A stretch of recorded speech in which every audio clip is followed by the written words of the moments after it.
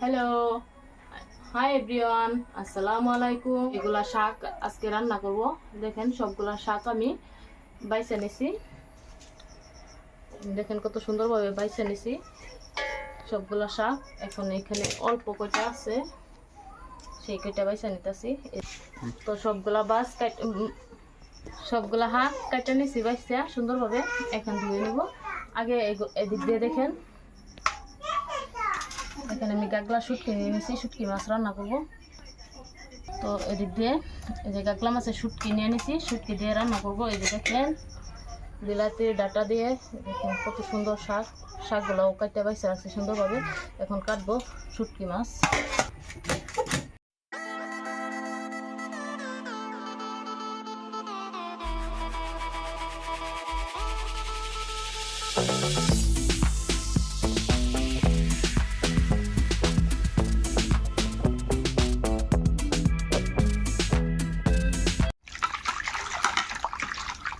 সুন্দরভাবে আগে ঠান্ডা পানিটা ধুয়ে নিব, তারপরে গরম পানি দিব। যেহেতু শুটকি মাছ ভালোভাবে ধুইতে হবে। ভালোভাবে ঠান্ডা পানিতে ধুয়ে নিয়েছিলাম, এখন আবার অল্প কুসুম গরম পানি দিয়ে ভালোভাবে বেশি পানি দিয়ে ধুয়ে নিব।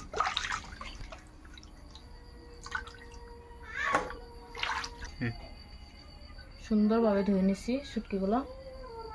এখন আবার ধুয়ে নিব পালং শাকগুলা ভালোভাবে।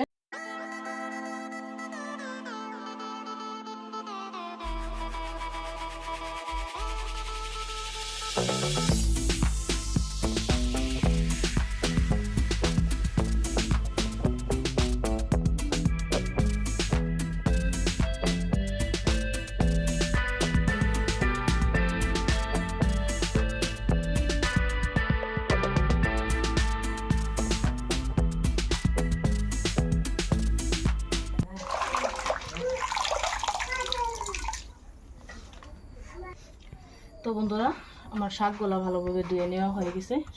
আর এদিক দিয়ে কেটে রাখছিলাম কাঁচামরিচ, রসুন, তারপরে পেঁয়াজ, আর ওদিকে আছে শুটকি। তো সবগুলো রেডি করে নেব। প্রথমত আমি কীভাবে রান্না করি দেখবেন, আপনাদের সাথে নাও মিলতে পারে।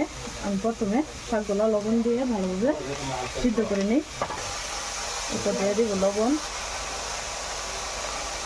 তারপরে দিয়ে দেবো কেটে রাখা রসুন শাকের সাথে ভালোভাবে সিদ্ধ হওয়ার জন্য। আবার দিয়ে দিব কাঁচামরিচ। তো এখন ঢাকনা দিয়ে দিতে দিব অল্প টাইম সিদ্ধ হওয়ার জন্য। এখন দেখে নিব শাকটা কীরকম সিদ্ধ হলো। অনেক সুন্দরভাবে সিদ্ধ হয়ে গেছে, শাকটা অনেক মিলিয়ে গেছে। তো নামিয়ে নিব এখন। এই শাকটা খেতে কিন্তু আমি নিতেছি।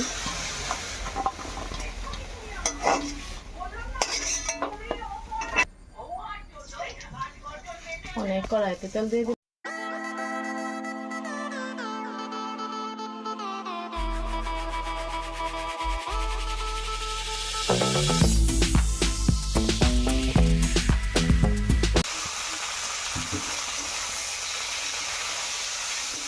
এখন ভালোভাবে নাড়াচাড়া দিয়ে ভালোভাবে মিক্স করে নিব।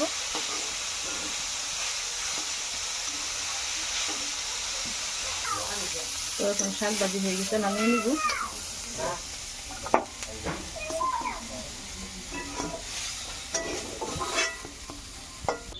তো শাক রান্না হয়ে গেছে, নামিয়ে নিচ্ছি। তো একই করে যাতে আমি কয়টা মাছ ভালোভাবে গরম করে নিব।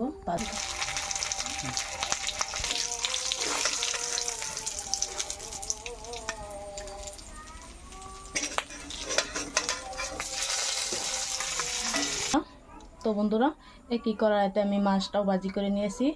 যেহেতু মাছটা আপনাদেরকে অল্প দেখালাম ভাজি করাটা, এখন আমি সবজিটা রান্না করব শুটকি মাছের।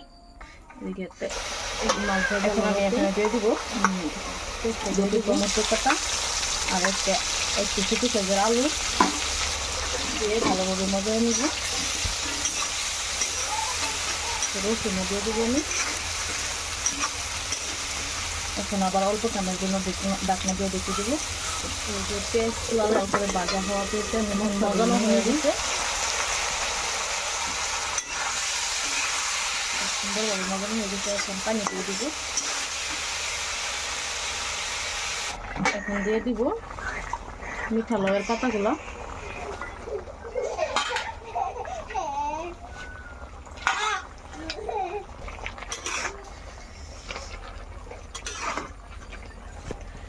এখন আবার নাড়াচাড়া দিয়ে নিতেছি।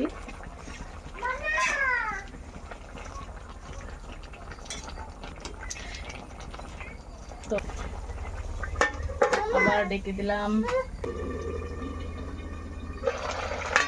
প্রায় আমার শুটকি মাছের সবজিটা হয়ে গেছে, আর অল্পটা আমি জাল করবো।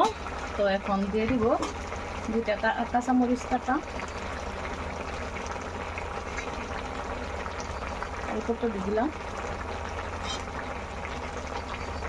আর 2 মিনিট জাল করে গ্যাস অফ করে দিব। তো বন্ধুরা, ফাইনালি আমার রান্না করা শেষ হয়ে গেছে। দেখেন শুটকির তরকারিটা কত সুন্দর হয়েছে। এখন গ্যাসটা অফ করে দিব। তো দেখেন কত মজার হয়েছে সবজিটা।